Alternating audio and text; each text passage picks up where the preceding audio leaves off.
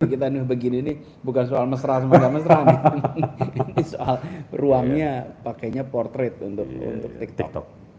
Terus ada juga Tom nih, ada yang tanya nih.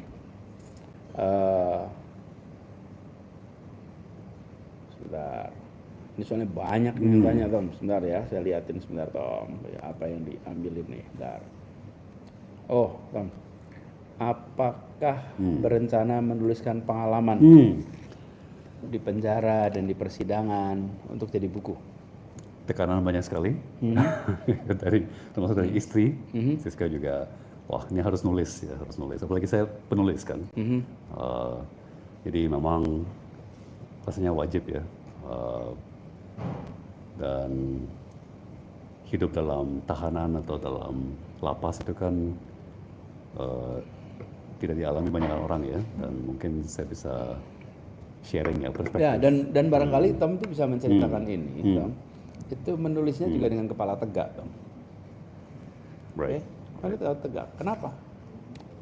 Hakim aja bilang nggak ada mansreanya. Hakimnya bilang nggak ada mansrea. Kira niat jahat.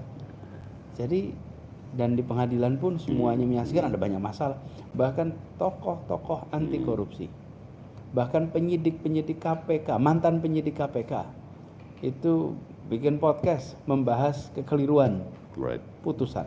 Jadi kalau nanti Tom menuliskan soal pengalaman ditahan, itu tidak perlu apologetik tentang mengapa ditahannya.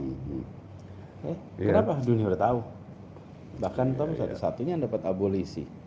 Jadi saya juga mau dorong nih Tom perlunya nulis. Thank you. Jadi mungkin saya bisa bawa perspektif yang unik ya, agak objektif mengenai hidup dalam penjara, ya.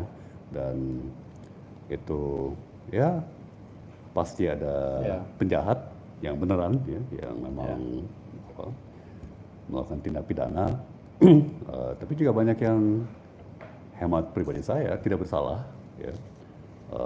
Atau Tom, ya. Perlakuannya tidak proporsional, ya. Jadi hanya perkara remeh-temeh kok dapat vonis penjara sampai 4 tahun, 7 tahun. Jadi ya karena saya emang enteng gitu ya terkait perkara diri saya jadi sangat perhatian ya, memperhatikan yang lain-lain. Mungkin ini tema tersendiri itu nanti kita berbahas. Terus ada lagi tanya nih, apa masih tetap ingin terjun di politik? Rasanya garis tangan saya ya, udah nasib dan terasa melalui panggilan. Itu suara dari hati, suara nurani emang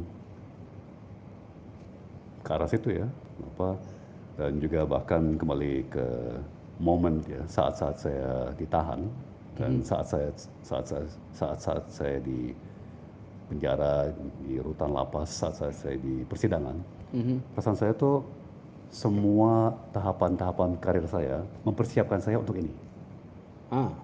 Seolah-olah semua pengalaman, semua tahapan karir itu mempersiapkan saya untuk ini. Untuk menghadapi